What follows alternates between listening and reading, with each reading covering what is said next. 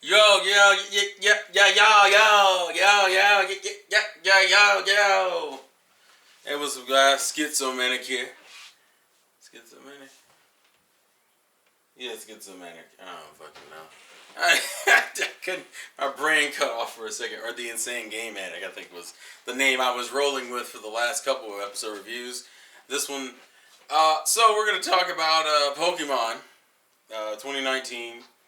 I know people call it like Sword and Shield, but it kind of is, but kind of isn't. It's technically the Gen 8 adaptation, but it's not really the same.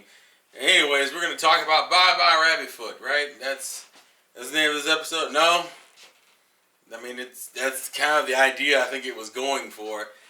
And for some reason, I feel like I'm still weirdly disappointed by it.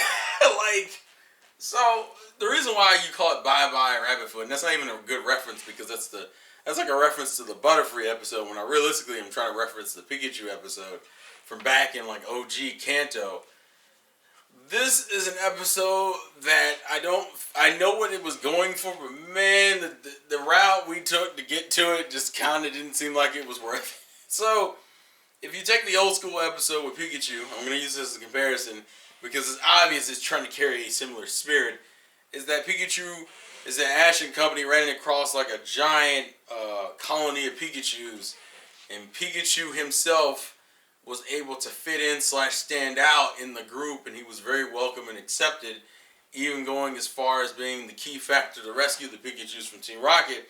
And Ash kind of came to the conclusion, like over the course of the episode, maybe Pikachu would be happier being with his own kind. That's the idea. And then obviously they have this emotional moment where Ash tries to leave Pikachu behind. Pikachu still wants to go with Ash. It's like a legit emotional sequence. What they do here is they take the idea that Rabbitfoot's like whole rebellious phase, which is what I was gonna call it anyway, is it's hard. Essentially, he's still being the way he has been in previous episodes, but we're also mixing it with the backdrop of, we need to see these Silcoon evolve into Beautifly, and the Beautifly need to migrate, and we need to get like footage, or at least like see it, I guess, that's the whole premise of the episode. And then like this backdrop of but the Zigzagoon are doing exactly what the Nickit were doing back in the episode where we were first introduced to Scorbunny. And then like over the course of the episode, he's sneaking out, and we find out he's been going out, and he's essentially become like the leader of like this group of Zigzagoon and Alambre, which then turned into a dance thing against Loudred for territory. And it's I see where the second half of the episode was going with, which is the whole Rabbitfoot is found like, or Reboot. I keep calling it Rabbitfoot because that's the Japanese name, but Reboot has found kind of like a new, not family, but like a group of Pokemon that need some sort of leader. That's the idea they're going with Reboot. But the problem is, by the time we get to that part of the episode, it's like less than 10 minutes left in the episode. Like the moment we find out what he's actually doing, boom, here's a Loudred and it's a dance battle. Seems really fucking random, not gonna lie. The dance battle just seemed really random. It's not like I don't even know if I call it entertaining. The episode's kind of a fucking mess. That's the way I look at it. And then of course at the end, Go comes to the decision, no, you're not in a rebellious phase. You can smile, but you just don't ever smile with me, meaning you don't like me. Essentially kind of going into the mindset of he would be better off here where he actually seems to fully enjoy himself, whereas with me, he doesn't seem to ever smile anymore. And then they even do the fake emotional sequence where he gets on the train, and Ash, of course, once again has to be a driving force in the sense that, like, he's like, listen, I'm not going to go against your decision, but did you at least tell Rabbitfoot? Essentially because that is the difference between Ash and Go. Ash, when he left Pikachu, he told Pikachu before he left. Like, there was, like, Pikachu came, and Ash looked at Pikachu, and they had a conversation, And then he ran off. I mean, he still ran off, but he had the words with him. Fucking Go literally just was gonna leave him and just not tell him about it. Like, oh, by the way, I've left you. Which, to me, is worse. It's like, that's abandonment at that point. And then, of course, he has this little emotional moment of running through the train. And, of course, I'm like, wait a minute. Well, Reboot's probably on the train at this point. Yeah, he's on the train. So it takes the wind out of the sails of the emotional moment at the end of the episode. The best sequence at the end of the episode, really, in the episode, to me personally, is the sequence where Reboot gives Go one of the apples he bought, and they even share the apple. Like, they each take a bite out of it, and Go notices that Reboot is smiling, and he goes, oh, you smile, and the Reboot blushes, pretty much saying that Reboot's in his tsundere phase, where he doesn't want Go to know how much he actually still likes him, but like, and it's actually less interesting than what I wanted it to be, because like, if Reboot was gonna have a rebellious phase, I wish it led into character development, like Reboot maybe having different interests and wanting Go to go into it, because that's what the other episodes was setting up to. The other episodes were going into this direction as if Reboot had other interests besides watching Go catch Pokemon. I also don't understand at the beginning of the episode where he goes, Reboot, let's catch this Whirlpool. As if you needed Reboot to catch a Whirlpool. Usually what Go you normally do is you just throw a ball. Like, this is the shit that doesn't work with me. So, and that's why the dance battle comes out of like nowhere, and I'm like, that's kind of dumb. It's almost like they didn't know. But I'm like, bro, the episodes before were hinting as if Reboot has more of an interest in battling. So why in the fuck is the episode that's supposed to focus on Go and Reboot's relationship not even bringing any of that shit up?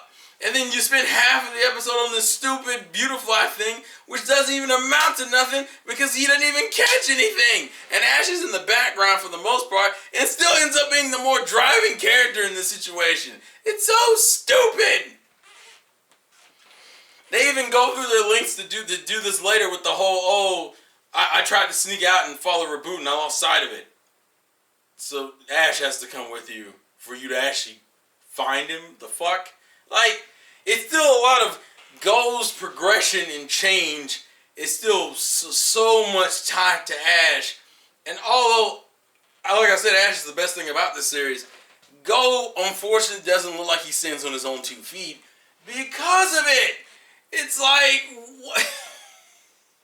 That was like one of the worst episodes in terms of like emotional impact. Because you're trying to build to a moment, you get to the moment, and then you completely fucking deflate the moment. Like, there should have been a true interaction between Reboot, and Go doesn't say anything the entire episode. It isn't even until the fucking apple sequence that he even says and complains about anything. And then even then, nothing comes from it. It takes him this long to even comment on Reboot, even though he's feeling some type of way. And then, that's it. There's no real conversation. It's literally just him ranting at Reboot. And then the apple lady had more insight than fucking Go did. It's fucking stupid. It's just a dumb episode. It's like I'm not that emotionally invested because of how janky this episode was presented. You fucking give me this nonsense at the beginning with the Beautifly and the Silcoon. And I understand it's the reason why they're in Hoenn. At the same fucking time, it takes up way too much of the episode considering. I guess that's my problem with it. It takes up too much of the episode considering it's primarily just an excuse to get them in Hoenn. And then all the other shit, it takes you too long to realize what Reboot's doing. It's not even like, it's so late. It's like it's literally the last third of the episode. Oh, and then it's something as random as a fucking dance battle. Like, what the fuck? You had this whole setup in the goddamn anime up until this point, ever since Reboot evolved, that he had, like, different interests than Go. Like, he was more interested in battling, and that's why he got excited over these things. And none of this shit's addressed. Now, granted, that's not saying in the future it won't be addressed, but this is a terrible episode to be where it's at. It doesn't do anything. I guess that's what frustrates me. It doesn't do anything for them, to me. The best part is literally the cute scene at the end where they're both blushing and Reboot doesn't want. It's essentially admitting that Reboot just doesn't want Go to know how it feels as much because it's going through its rebellious phase. Oh